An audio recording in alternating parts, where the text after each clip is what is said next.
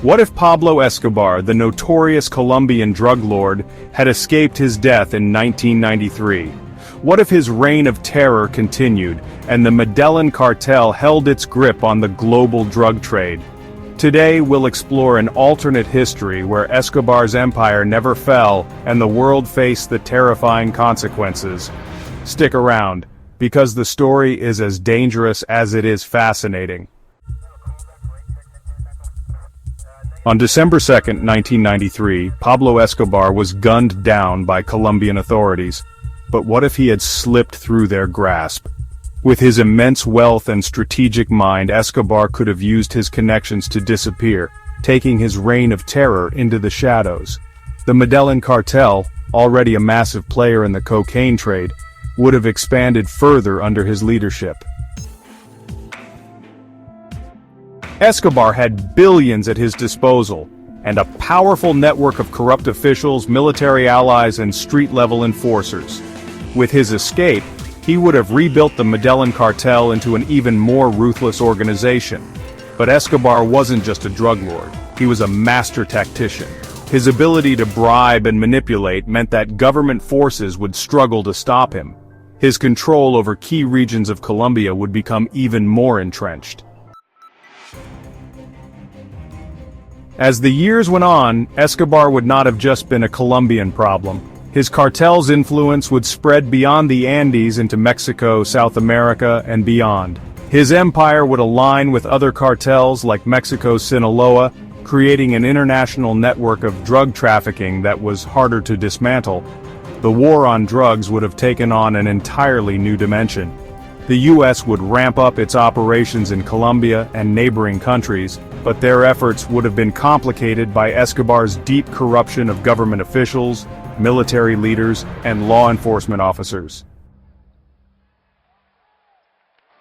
The Colombian government would have faced unrelenting violence and pressure. As Escobar strengthened his private army, rival cartels, like the Cali cartel, would have either fought back or tried to negotiate with him. The entire country could have descended into a new civil war, as paramilitary forces, guerrillas, and drug cartels vied for control. In cities like Medellín and Bogotá, life would have been an unending struggle. The global cocaine market would have exploded, bringing more chaos to Colombia's streets, while local communities bore the brunt of Escobar's terror. Internationally, Escobar's empire would have exacerbated the global drug crisis. With greater control over cocaine production, he could have flooded the streets of the United States and Europe with drugs. Addiction rates would have soared, and the resources dedicated to fighting the trade would have drained billions from both the United States and Colombian economies. Escobar would also have gained political influence, manipulating governments from the United States to Central America, ensuring his cartel thrived in the shadows.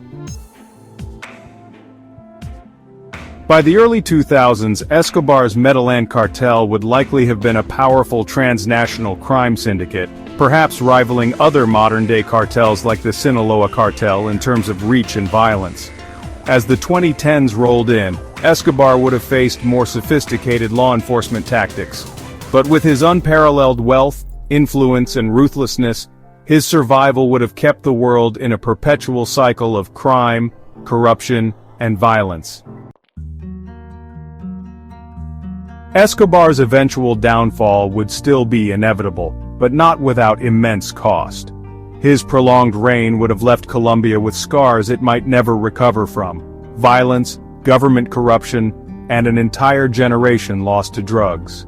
And, as the world would soon learn, Escobar's legacy would not be one of redemption, but of the deep impact one man's greed can have on an entire global system. Pablo Escobar's death marked the end of an era, but what if that never happened? His story shows us the danger of unchecked power and how deeply organized crime can impact the world.